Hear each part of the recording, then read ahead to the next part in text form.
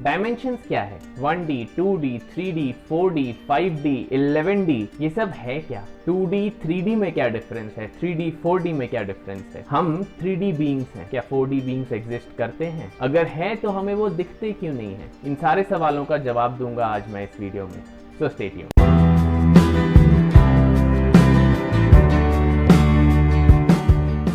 तो दोस्तों सबसे पहले तो हम ये जानते हैं कि डायमेंशंस होते क्या हैं।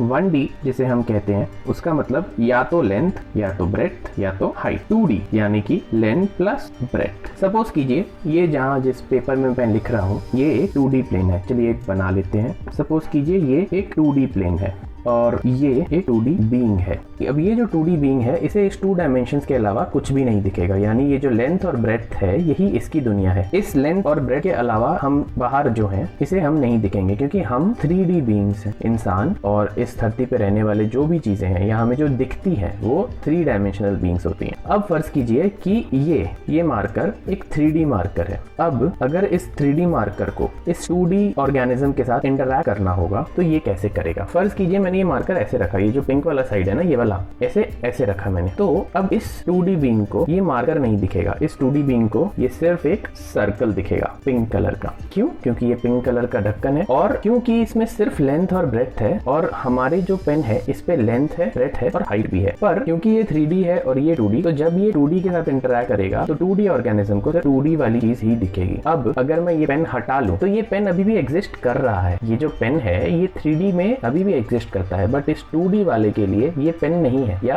पेन तो खैर था ही नहीं इस 2D वाले के लिए। इस 2D वाले के लिए पिंक कलर का सर्कल था जो अब इसे नहीं दिखेगा। वैसे ही अगर मैं अपना हाथ इसे 2D प्लेन के ऊपर ऐसे रखता हूँ तो इसे सिर्फ मेरे हाथ की आउटलाइन दिखेगी, पर आउटलाइन भी तब दिखेगी जब ये इसे सामने से देख रहा हो। अगर ये इसे इस तरफ से देख रहा होगा इस डायरेक्शन से तो इसे बस ये एक लाइंस दिखेंगी सीधी सीधी। अब इसे और समझने के लिए मैं आपको एक ग्राफिकल रिप्रेजेंटेशन दिखाता हूँ। फर्ज कीजिए ये कुछ 2D चीजें हैं जो कि एक 2D प्लेन में है। अब अगर मैं इस बॉल को हिलाऊं तो ये बॉल एक 2D बीइंग के लिए एक बहुत ही नॉर्मली हिलेगा, उसे लगेगा कि एक बॉल ऊपर नीचे हो रहा है, बल्कि ये बॉल नहीं एक सर्कल है। बट अगर इसे हम 3D प्रोजेक्शन में देखें तो ये एक सर्कल है जिसका एक क्रॉस सेक्शन हमारे 2D बीइंग को दिख रहा है। क्योंकि वो 2D बीइंग है तो वो इसे पूरा नहीं देख सकता, और अगर हम इस बॉल को 3D प्लेन में मूव करें तो ये बॉल गायब होता सा दिखता है। क्यों? क्योंकि इसका जो क्रॉस सेक्शनल एरिया है वो चेंज हो रहा है। अब अगर हम इस बॉल को इस पोजीशन पे रखें, ये है तो पूरा एक बॉल, बट वो जो 2D बीइंग है उसे ऐसा लगेगा कि ये एक सर्कल है जो कि साइज में छोटा है बट हवा में उड़ रहा है। आपने ये भी ध्यान दिया होगा जब हम इस 3D ऑब्जेक्ट को यानी कि इस बॉल को 3D प्लेन में मूव कर रहे थे तो हमारे 2D बीइंग को ये लग रहा था कि ये बॉल छोटा और बड़ा हो रहा है, जबकि ये बॉल एक्चुअली छोटा बड़ा हो नहीं रहा था। ये बस एक 3D ऑब्जेक्ट है जो कि 2D 3D प्लेन में मूव कर रहा था। ये सारी बातें दोस्तों परसेप्शन की है। जो 2D ऑर्गेनिज्म है उसे 2D के अलावा कुछ नहीं दिखेगा, उसे 2 डायमेंशंस ही दिखेंगे क्योंकि वो 2 डायमेंशंस का ही ऑर्गेनिज्म है। तो अगर एक 3 डायमेंशनल ऑब्जेक्ट एक 2D प्लेन या 2D वर्ल्ड के साथ इंटरैक्ट करेगा तो ऐसा होगा। अब देखिए दोस्तों हमने इसका क्रॉस सेक्शन चेंज किया है। अब अगर हम इस बॉल को फिर से हिलाएं ऊपर नीचे तो इस 2D बीइंग को ऐसा लगेगा कि ये बॉल हवा में तैर रही है। पर अगर आप लेफ्ट हैंड साइड बॉटम में देखें तो आपको समझ में आएगा कि ये बॉल हवा में नहीं है, ये बॉल एक्चुअल में जमीन पर आ रही है, बट क्योंकि इसका सिर्फ एक क्रॉस सेक्शन 2D को दिख रहा है तो उसे ऐसा लग रहा है कि ये हवा में है। यही मैं आपको अभी समझाने की कोशिश कर रहा था वो पेन वाले एग्जाम्पल से।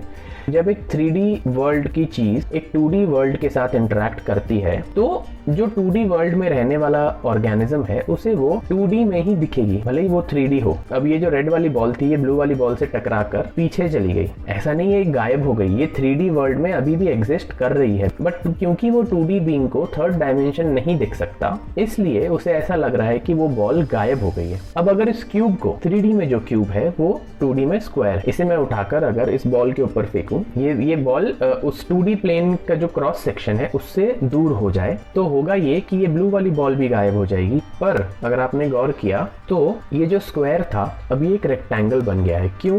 क्योंकि इसकी जो पोजीशन थी, इसका जो क्रॉस सेक्शन था वो पहले लेंथ ब्रेड्थ वाइज हो रहा था, बट क्योंकि मैंने इसे उठाकर फेंका तो इसकी पोजीशन थोड़ी सी चेंज हो गई। आपको जो मेन स्क्रीन में जो इमेज दिखते उसको अगर आप लेफ्ट हैंड साइड वाली इमेज के साथ दोनों को साथ में अगर देखेंगे तो आपको ज्यादा समझ में आएगा कि ये जो क्यूब है ये देखिए ये फिर से स्क्वायर हो गया, पर अगर मैं इसे फिर से फेंकूं ये देखिए ये गायब हो गया। और और ऑरेंज वाली बॉल भी छोटी हो गई। क्यों? क्योंकि ये जो 2D ऑर्गेनिज्म है ना दोस्तों, इसकी दुनिया ही ये लेंथ और ब्रेथ, ये जो क्रॉस सेक्शन है यही इसकी दुनिया है। इसे इसके आर पार कुछ नहीं दिखेगा। अगर जो ऑब्जेक्ट हम देखना चाह रहे हैं या जो 2D बीइंग को दिखाना चाह रहे हैं, अगर उसे उस क्रॉस सेक्शन पे नहीं लाया जाए या वो उस क्रॉस सेक्शन से दूर हो जाए तो वो 2D ऑर्गेनिज्म के लिए वो ऑब्जेक्ट गायब हो चुका होगा। देखिए, अगर मैं इस बॉल को फिर से लाता हूँ या मैं स्क्वायर को हटाता हूँ, ये देखिए कैसे चीजें बदल रही हैं।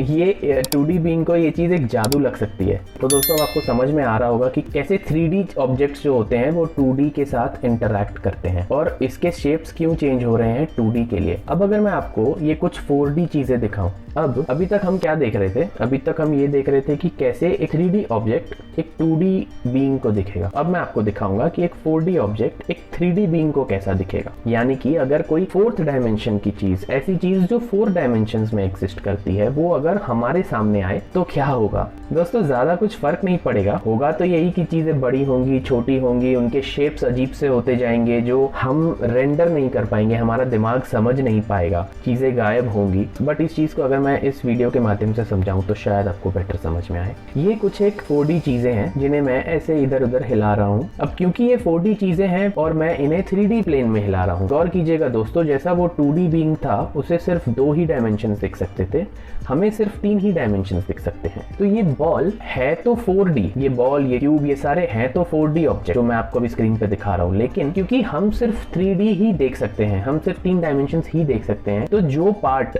उस क्यूब का या बॉल का या जो भी उसे कहें वो 4th डायमेंशन में चला जाता है, वो गायब हो जाता है, क्योंकि 4th डायमेंशन हम नहीं देख सकते। अब जैसे अगर मैं इस क्यूब को हिलाऊं तो दूसरे वाले क्यूब का देखिए शेप चेंज हो रहा है, कुछ अजीब सा चेंज हो रहा है, और ये दूसरा क्यूब तो अब गायब ही हो गया। ये गायब नहीं हुआ है दोस्तों, ये एक्चुअली 4th डायमेंशन में चला गया। अब अगर मैं 4th डायमेंशन में मूव करूं, आप देख सकते हैं कि मैं इन सारे क्यूब्स, बॉल्स की सारे क्रॉस सेक्शंस देख सकता हूं। ये समझना थोड़ा सा मुश्किल होगा दोस्तों, बट कोशिश करिए, आपको समझ में जरूर आएगा, क्योंकि इससे एक बहुत ही दिलचस्प बातें जोड़कर दिखाऊंगा मैं आपको। अब दोस्तों इसके बाद वाली बात जरा गौर से सुनिएगा। हमारे पुराणों में, हमारे रामायण में, महाभारत में, फर्ज कीजिए रामायण में हनुमान जी कैसे अपना रूप बदलते थे, वो बड़े हो जाते थे, वो छोटे हो जाते। क्या ऐसा हो सकता है कि वो एक 4th डायमेंशनल बीइंग थे या हैं? मुझे नहीं पता। जैसे रामायण महाभारत के टाइम में लोग एक जगह से दूसरे जगह चले जाते थे, चीजें गायब कर सकते थे, क्या वो 4th डायमेंशनल है? क्या ऐसा नहीं हो सकता कि वो चीजें 4th डायमेंशन में चली जा रही हैं? ऐसे बहुत सारे इंसिडेंट्स हुए हैं दोस्तों जहां हमें UFOs दिखे हैं, पर पलक झपकते ही वो गायब हो गए हैं।